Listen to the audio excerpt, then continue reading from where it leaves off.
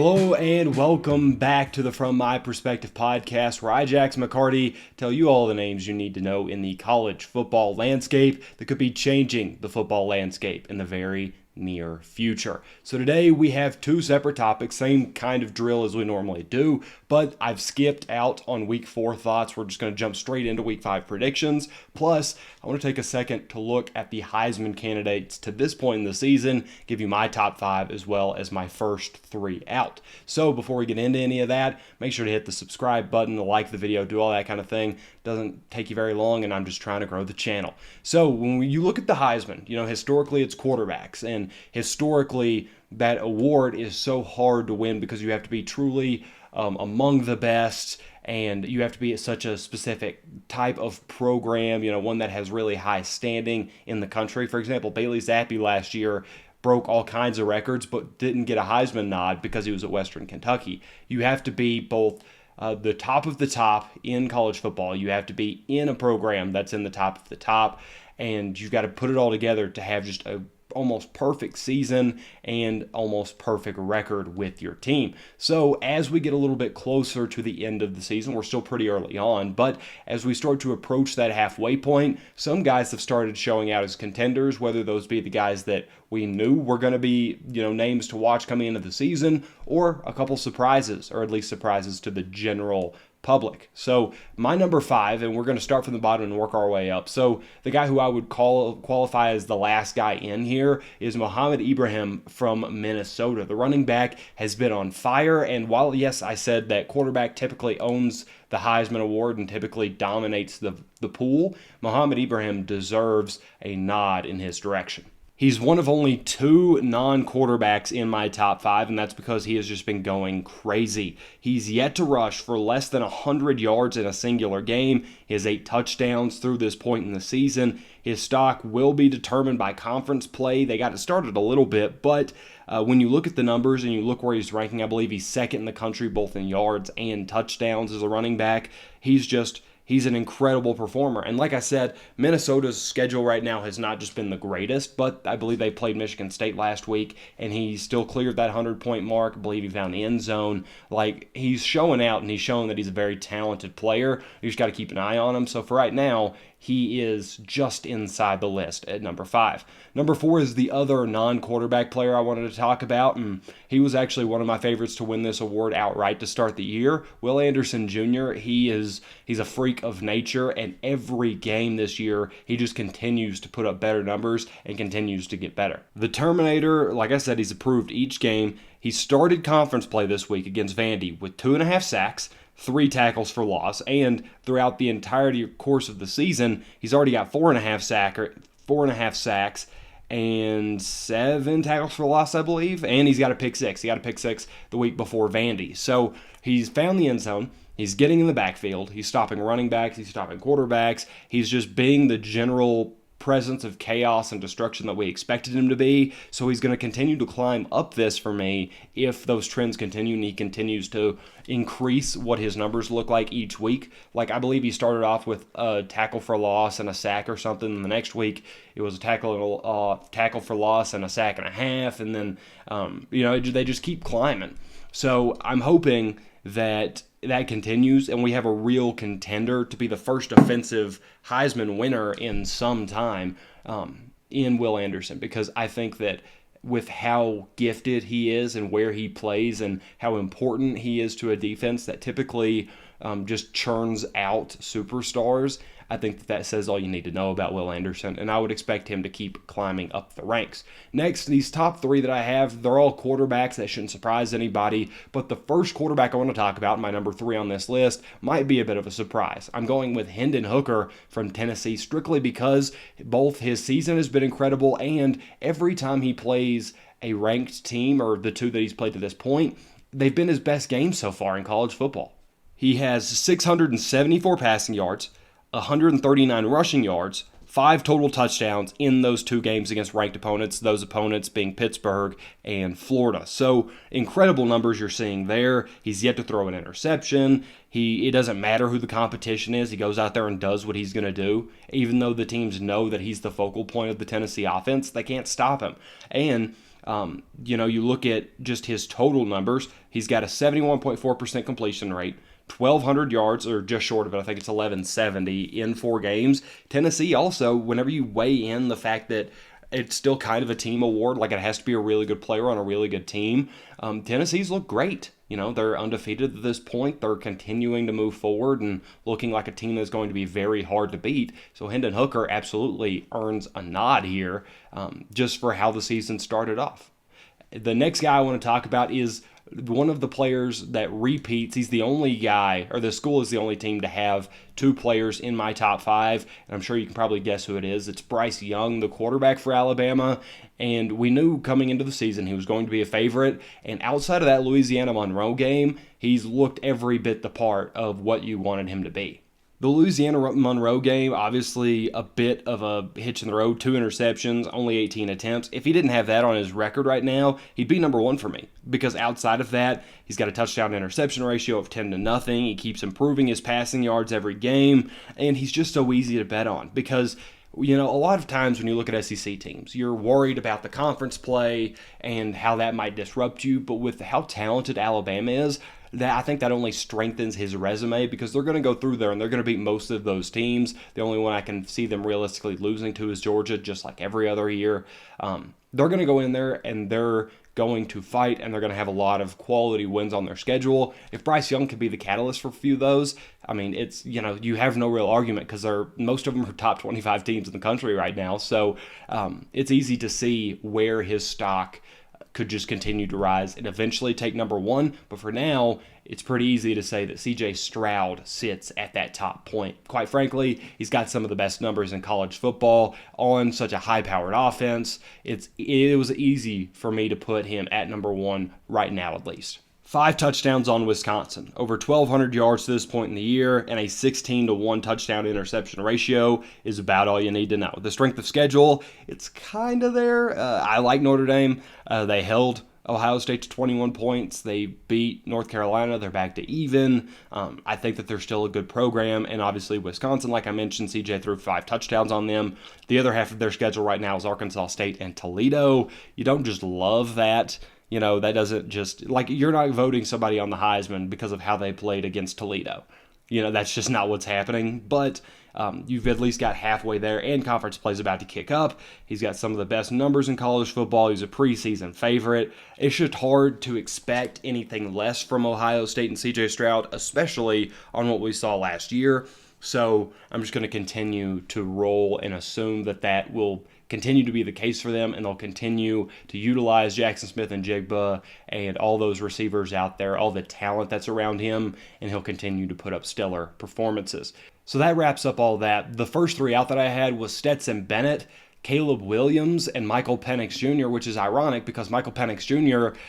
Is actually one of the things we'll talk about first on predictions that leads off our Week 5 predictions, and that is that this game versus UCLA and Washington is going to be a great one, but ultimately I think UCLA starts to slow the Huskies down, and that includes through Michael Penix Jr. So right now, UCLA's defense, although the strength of schedule is not there, and we'll talk about that here in a second, but they rank 29th in points allowed per game, 20th in yards allowed, but 53rd in pass yards allowed, which is not great when you look at what Michael Penix has been doing. A lot of his issues are strength of schedule as well, but UCLA to this point is kind of skated through. They've got Bowling Green, Alabama State, South Alabama, Colorado. You don't just love that. But even in their closest game, South Alabama, that was 32-31, they've kept the quarterback in check. Whenever it actually matters, they keep them reserved, and they manage to keep the quarterbacks contained, and they don't just let them throw all over the yard. I think the ground game will end up being a bigger problem for UCLA than the actual pass game is, and maybe that'll be through Michael Penix Jr. I'm not here to say that for certain, but I like UCLA's secondary in this matchup. I think they can keep them at bay. I think that as a whole, Washington could be a little fraudulent. I think they're a really good team, but I did think, I'm not fully sold on them yet. I think that UCLA has a better track record to me, especially with Chip Kelly and Dorian Thompson-Robinson's been there forever, and you've got a lot of talent that prefers to come to Southern California as opposed to Washington and that northern part of the country. So I think just looking at the rosters, you can see more talent on UCLA's. I think they've got a more stable coach there. I'm going to take UCLA in that matchup. The next game I want to talk about is Kentucky and who they're taking on this week in Ole Miss, because both teams are rolling right now. Both teams look pretty good. Ultimately, though, I lean Kentucky here over Ole Miss by a very narrow margin, because similar to what the issues were with Texas A&M, not to the same extent. I don't think Ole Miss is in love with Jackson Dart yet. I don't think he's shown enough yet, and I think Kentucky's defense is solid enough, and Will Levis is good enough to hold them off and continue to roll as we enter SEC play. Lane Kiffin is 1-0 against Mark Stoops since he's arrived at Ole Miss. They just had the one game in 2019, and it was absurdly close. But here's the difference. Ole Miss has yet to see enough in Jackson Dart to truly trust, and I don't think Kentucky's defense is where you change that. They're 33rd in rush defense. That'll end up being the focus of the game. We know Ole Miss loves their running backs this year, and they trust them wholeheartedly. I think that'll be a super fun collision between Ole Miss's ground game and the front seven of the Wildcats. Ultimately, Kentucky's dealt with a more explosive offense, and they kept them at bay in Florida. Anthony Richardson, no matter how many issues he makes, he is still a very dangerous player to go up against on a weekly basis. They managed to keep him at a minimum, and I think that Ole Miss, you have a little bit more of a clear-cut what they're going to do. Lane Kiffin is a better coach than Billy Napier, at least at this point he is, and he can be a little bit more creative. But as far as the full game plan, I think you have a better understanding of what Ole Miss can be, as well as you do Kentucky, but I think Kentucky is going to be able to execute at a better rate. The next one, we'll take a trip outside of the Big 12, and two teams that I see taking over the Big 12 play this week in Baylor and Oklahoma State. Those two will definitely take over, or maybe with Cincy or whatever it needs to be there when Texas and OU leave, but that takeover could already be starting because OU lost last week to Kansas State, meaning the default top of the Big 12 right now will be decided this week in between Oklahoma State and Baylor. I lean to the Cowboys to take a hold of the division and start to follow up. I don't want to say CFP mentions or anything, because that's what got me in trouble with the Baylor prediction whenever they lost to BYU. But I do like Oklahoma State rather as a team through and through, and I think that kind of prevails as they travel to Waco. OU fell, so they're on the rebound. Baylor and OSU are going to be fighting like crazy to take that top spot, because a lot of times it's more difficult to get that brass ring, if you will, in the Big 12, because OU in years past has been so dominant. This year doesn't feel like that, and I think that one of these two teams could end up being the true representative for the Big 12 at the end of the day, and right here is how you kind of figure out who that's going to be. I'm concerned about OSU's lack of competition so far. Baylor lost to BYU, but that's a great team. Jaron Hall, I thought about Jaron Hall for a second for my Heisman stuff. He's been phenomenal. I really like him. But, there's that's still a loss that you're entering this game with. Logic would point to Baylor being more ready, I believe, but the Cowboys, they just kind of feel right to me. I'm not real sure. Blake Shapen, though, he could have a day against Oklahoma State. They haven't been particularly, pass defensively savvy. They have not really been able to shut that part of the game down. But Spencer Sanders has looked great as well. And in the end of the day, I think Mike Gundy is a better coach right now than Dave Aranda is. I would take Dave Aranda if I was starting a college. If I took over as an AD, I'd want Dave Aranda purely off of age and, showing that he's kind of the front line of the next wave of head coaches. But for right now, I'm taking Mike Gundy, and Gundy has the 2-1 record advantage over him, so there's at least a little bit of history there to back that up. So, as a whole, I don't know. I just think Oklahoma State's one of those teams that you don't really see a lot of, being awesome or just being superstars or phenomenal or anything, but they perform so well together. They know how to operate just in synchronicity. I think that gets the job done against Baylor. I really do. So this next game I want to talk about Has nothing to do with ranked teams, has nothing to do, well, actually, one of them is ranked now, technically, but it doesn't have anything to do with the numbers besides their name or anything. I just think it's going to be one of the best games of football this week because I think these two teams are certified chaos bringers. We're talking about Kansas State. We're talking about Texas Tech. Kansas State, they've proved that they are going to bring all the havoc whenever they beat OU. Texas Tech might be only rivaled by Appalachian State this year as the truest chaos bringer in college football, and I think it's going to get electric when these two play. The fun thing here is both teams have shown that they can score. You know, you go back and look at their games so far this year, it's not hard to see where the offenses click sometimes, and they get 30, 40 points. I think that neither defense is particularly good enough to hold that off, so naturally you look at quarterbacks. Adrian Martinez, he's a little bit more reserved than Donovan Smith, at least this year he is, but Donovan Smith has that creativity and will just throw the ball all over the yard that might make Adrian Martinez and might make Kansas State's coaching staff say, you know what, we need to kick it up a little bit. We got to push the ball more. And it could just be, you know, these two quarterbacks could finish with 10 total touchdowns combined. They could also finish with 10 total interceptions. I wouldn't be totally shocked either way, but it'll be a fun one regardless. Overall, I think both are total wild cards. I think it leads to fireworks. If I have to put a prediction as to who I think is going to win it, give me Texas Tech. I take Texas Tech every time I talk about them, but that's just because I really like Joey McGuire, and I really like what they've got going on out there, and I think at the end of the day, he's going to set them up for a lot of success. I don't know if it comes this year, but give me the Red Raiders in that game. For the final one, and if you've been watching the predictions, you know what's coming. I'm doing a somebody crushes somebody else.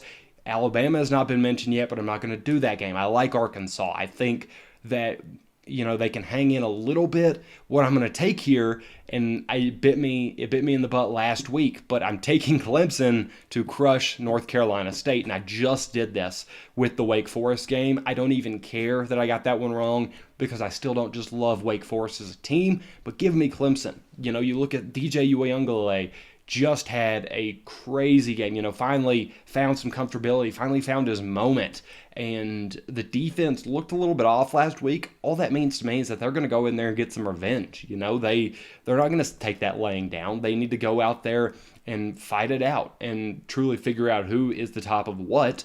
And finally, Dabo Swinney, if he wants to be truly like Saban or truly in that category of Saban, he needs to go out there and prove that he can get his guys right back where they need to be and take on a team that I personally am not convinced by. I think their strength of schedule is weak. They almost lost to Eastern Carolina. I don't hang on to that as much as I did at the beginning of the season, but I'm not just totally sold on them by any means.